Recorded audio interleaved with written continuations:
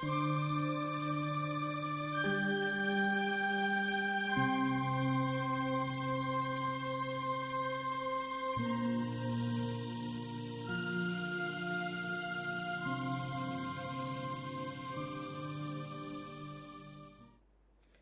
વિદ્યાર્થી મિત્રો, બાયસેગના સંધાન કાર્યક્રમમાં પુનઃ આપનું એક વખત સ્વાગત છે. મિત્રો, સમાજશાસ્ત્રની અંદર આપણે દર ગુરુવારે મળતા જ રહીશું. ગયા ગુરુવારે એટલે કે પહેલા બાયસેગના વ્યાખ્યાનમાં આપણે સમાજ શું છે એની વાતો જાણી હતી. સમાજ શું છે એ સવાલ મોટે ભાગે તમામ લોકોને થાય, અને સમાજ એવો શબ્દ છે કે આપણે રોજબરોજના જીવન વ્યવહારમાં વાપરીએ છીએ. જેમ કે અમે તો આર્ય સમાજના છીએ, અમે કચ્છ કાઠિયાવાડ રાજપૂત સમાજના છીએ. આવી રીતે આપણે જુદી જુદી રીતે સમાજનો ઉલ્લેખ કરતા જ હોઈએ છીએ, પણ દરેક વખતે સમાજ જે શબ્દ વપરાય છે એ સમાજનો અર્થ જુદો હોય છે.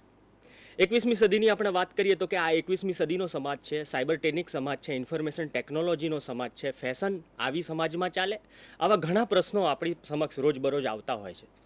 તો એક સમાજશાસ્ત્રના વિદ્યાર્થી તરીકે સમાજ શું છે એની પણ આજે વાતો પુનઃ આપણે કરશું.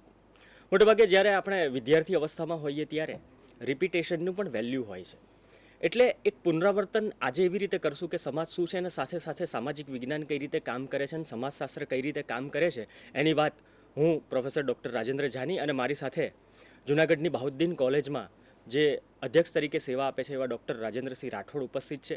અમે બંને મિત્રો આજે સમાજ શું છે, સમાજશાસ્ત્ર કઈ રીતે કામ કરે છે એની વિગતો આપની સમક્ષ મૂકશું.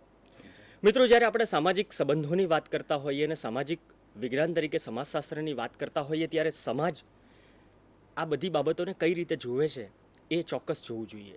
આપ એક સ્લાઇડ જોઈ રહ્યા છો. મિત્રો, આ સ્લાઇડની અંદર જુઓ કે સમાજ જીવનની અંદર આ બધી જ બાબતો સામેલ છે. સમાજ જીવન જે રોજબરોજનું હોય, આર્થિક વ્યવહારો સાથેનું સમાજ જીવન હોય કે સામાજિક નિસ્બત સાથેનું સમાજ હોય, આ જે સમાજની જુદી જુદી બાબતો છે એ આપણને જુદી જુદી રીતે અસર કરતા હોતી હોય છે.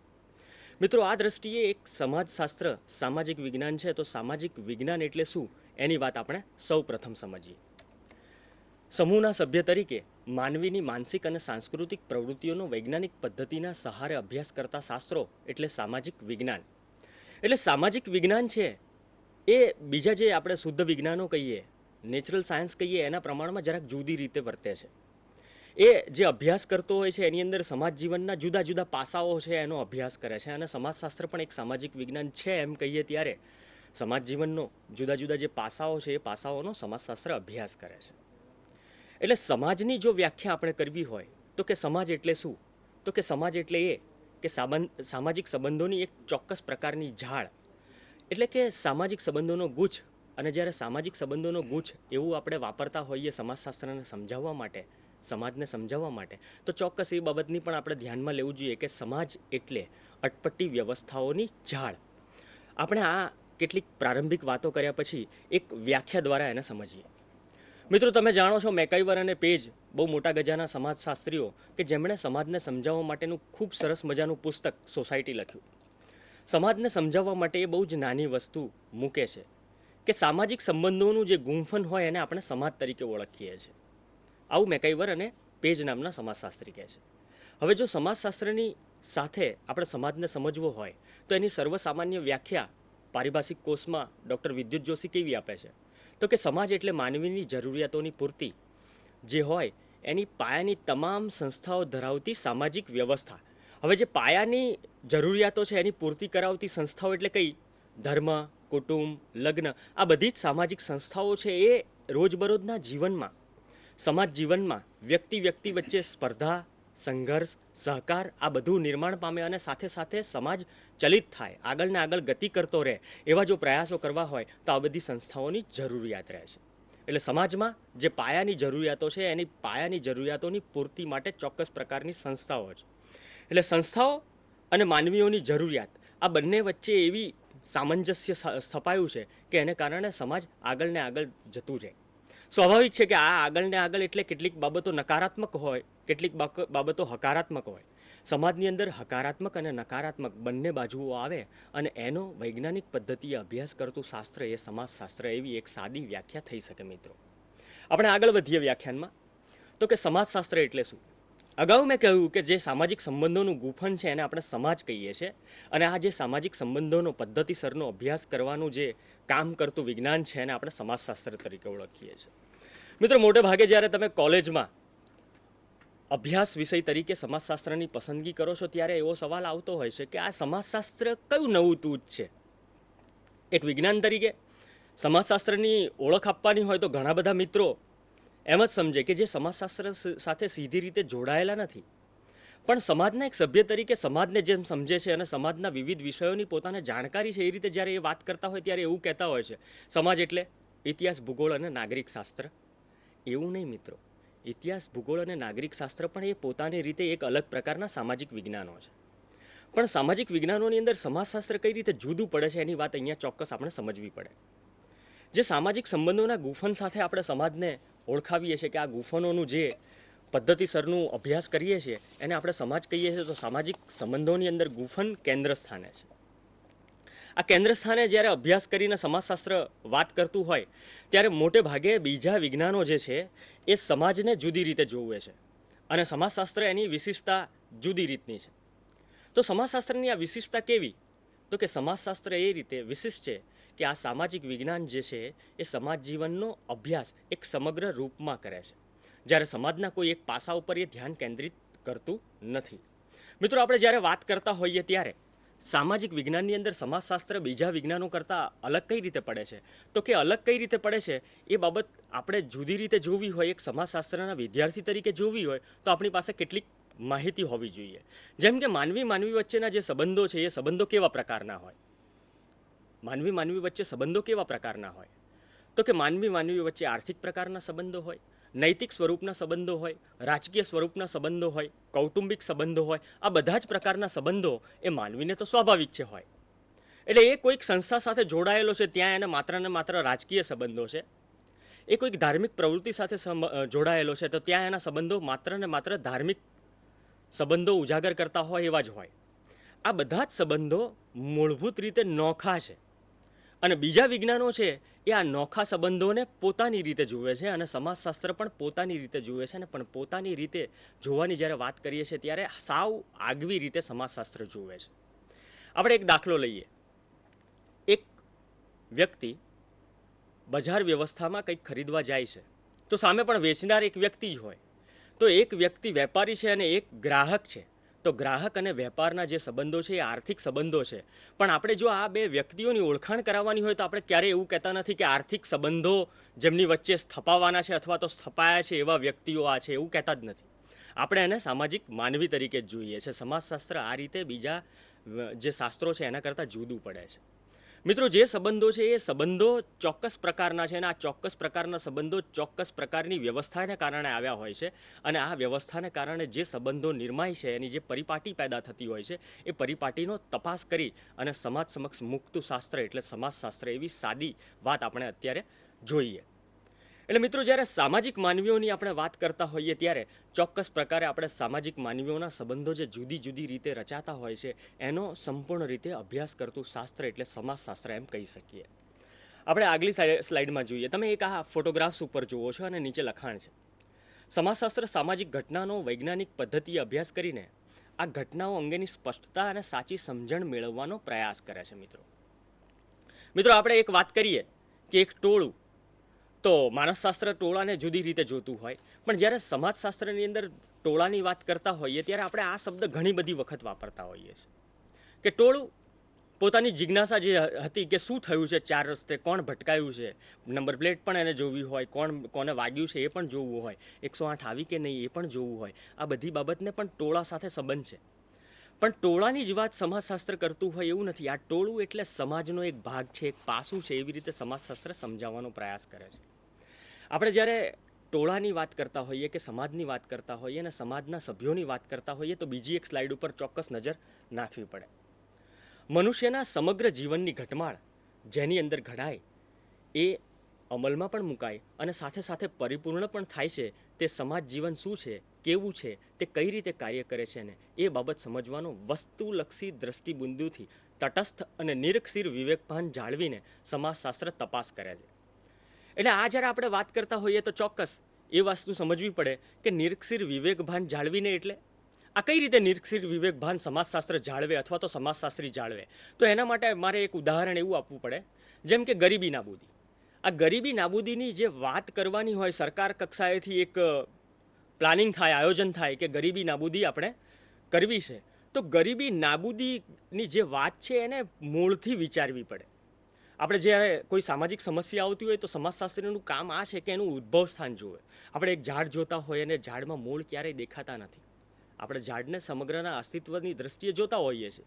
સમાજની અંદર આવી સમસ્યાઓ પણ એ જે આપણને ઉપર છેલ્લી રીતે દેખાય છે એ સામાન્ય રીતે તમામ લોકોને સમજાય છે કે આ સમસ્યા છે. પણ સમાજશાસ્ત્ર આ સમસ્યાને નિર્મૂળ કરવા માટે એના મૂળમાં જાય કે કઈ રીતે સમસ્યા ડેવલપ થઈ છે. ગરીબી જે આટલી બધી વકરી છે અને વધારે ને વધારે પ્રમાણમાં વધતી રહી છે, ત્યારે આ ગરીબી નાબૂદી કરવા માટે શું કરવું જોઈએ? તો સમાજશાસ્ત્ર ગરીબી નાબૂદી કઈ રીતે થઈ શકે, તો ગરીબી કઈ રીતે આવે છે એની ચકાસણી પહેલાં કરે. એટલે એક આર્થિક બાબત સાથે જોડાયેલી વાત એટલે ગરીબી, અને ગરીબી નાબૂદી કરવાની વાત એક આયોજન છે. તો આ આખી ગરીબી નાબૂદીની મૂળભૂત રીતે આર્થિક વ્યવસ્થા સાથે સંકળાયેલી બાબત છે. એ સમાજ જીવનને સ્પર્શે છે, તો સમાજ જીવનને આ સ્પર્શતી એક સમસ્યા હોય, એ સમસ્યાને નિર્મૂળ કરવા માટે સમાજશાસ્ત્ર પોતાની રીતે પ્રયાસ કરતું હોય છે. એટલે સમાજશાસ્ત્ર આ દ્રષ્ટિએ એક આગવું વિજ્ઞાન છે. તો સમાજશાસ્ત્ર આ આગવું વિજ્ઞાન છે. એમ પણ કહેવાયું છે કે sociology is the mother of all social science. સમાજશાસ્ત્ર એ તમામ સામાજિક વિજ્ઞાનોની દાતા છે કે જન્મદાત્રી છે. જુદા જુદા તબક્કે સમાજની અંદર જે પ્રશ્નો આવતા હોય, એ મનોવિજ્ઞાનને લગતો હોય કે ઇતિહાસને લગતો હોય કે ભૂગોળને લગતો હોય, આ બધા જ પ્રશ્નોના મૂળ જે સમસ્યા સાથે જોડાયેલા હોય તો એને દૂર કરવાનું કામ સમાજશાસ્ત્ર કરતું હોય છે. સમાજશાસ્ત્રનો ઉદ્ભવ અને વિકાસની વાત તો આપણે આગળ કરવાની જ છે મિત્રો. પરંતુ આ સમાજશાસ્ત્રની અંદર જે જુદી જુદી શાખાઓ રોજે રોજ ડેવલપ થઈ રહી છે, આજે અત્યારના તબક્કે સમાજશાસ્ત્રની અંદર કુલ 53 જેટલી શાખાઓ અસ્તિત્વમાં આવી છે. એની ઉપર આપણે એક નજર કરીએ.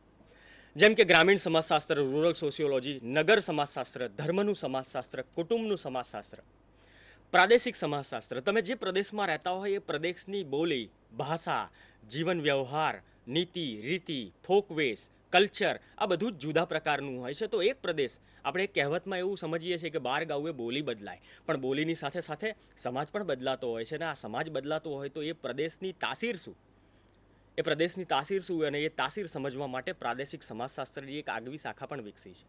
એવી જ રીતે વર્તમાન સમયમાં આરોગ્યના પ્રશ્નો બહુ મોટા પ્રમાણમાં પેદા થયા છે, તો આરોગ્યનું સમાજશાસ્ત્ર પણ છે.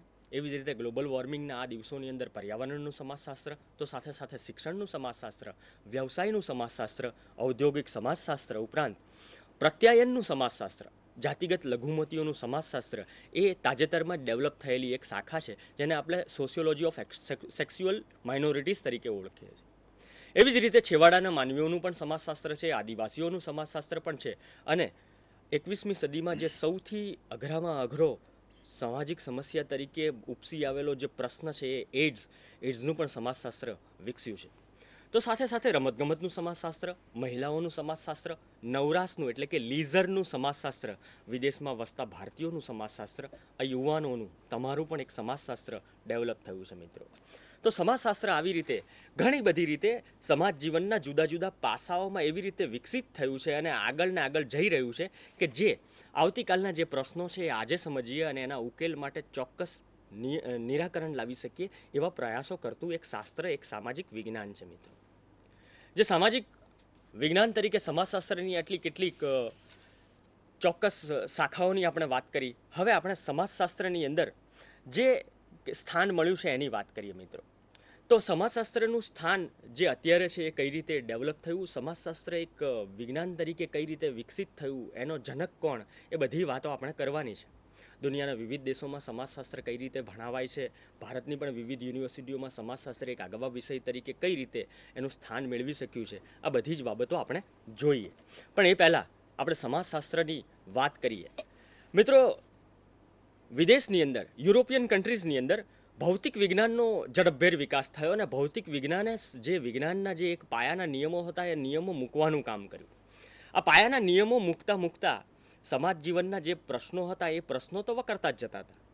એટલે એ સમયે ઓગસ્ટ કોમ્પ નામના એક વિજ્ઞાની, સમાજ વિજ્ઞાનીને એવું થયું કે ભૌતિક વિજ્ઞાન દ્વારા સમાજના જે જુદા જુદા પ્રશ્નોને ઉકેલી શકાય આવો એક વિચાર આવ્યો અને એમણે એ વિચારમાંથી સામાજિક જીવનના જે પ્રશ્નો છે એ પ્રશ્નોને ભૌતિક વિજ્ઞાનના જે મુખ્ય સિદ્ધાંતો હતા એ સિદ્ધાંતોમાંથી ઉકેલવાનો પ્રયાસ કર્યો. આ દ્રષ્ટિએ એમણે સોશિયોલોજીનું એક નામાભિધાન કર્યું. સોશિયસ એટલે કે સોસાયટી અને લોગસ એટલે શાસ્ત્ર, પદ્ધતિસરનું શાસ્ત્ર, બંને ગ્રીક શબ્દો અને એ બંને સાથે જોડાઈને સોશિયોલોજી એવો શબ્દ આવ્યો.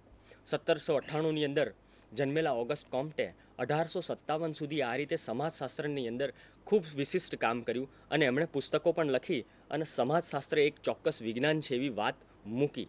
એમણે ફિલોસોફી ઓફ પોઝિટિવિઝમની એક પુસ્તક લખ્યું અને એના દ્વારા સમાજ જીવનના જે પ્રશ્નો છે અને એ પ્રશ્નોની અંદર આ વિજ્ઞાન કઈ રીતે કામ કરે એની વાત જગત સમક્ષ મૂકવાનું કામ કર્યું. આવી રીતે આપણે કાર્લ માર્ક્સને પણ ઓળખીએ. કાર્લ માર્ક્સે પણ ઘણું બધું કામ કર્યું. ખાસ કરીને કાર્લ માર્ક્સની જ્યારે આપણે વાત કરતા હોઈએ તો વર્ગવિહીન સમાજ રચનાનું એમણે જે બીડું ઝડપ્યું હતું, જગતના ગુલામો તમે સૌ એક થાવ, ગુલામીની જંજીર સિવાય તમારે કશું જ ગુમાવવાનું નથી, આવું એક ઐતિહાસિક સીમાચિહ્નરૂપ વાક્ય એમણે ક્રાંતિનું આહ્વાન કરતા લોકોને, ખાસ કરીને મજૂરોને, ગુલામો સમક્ષ મૂક્યું અને જગતને બદલી નાખવાનો એક પ્રયાસ કાર્લ માર્ક્સે મૂક્યો. અને સમાજશાસ્ત્રી અને અર્થશાસ્ત્રી તરીકે એમનું પણ આ ખૂબ મોટું કામ.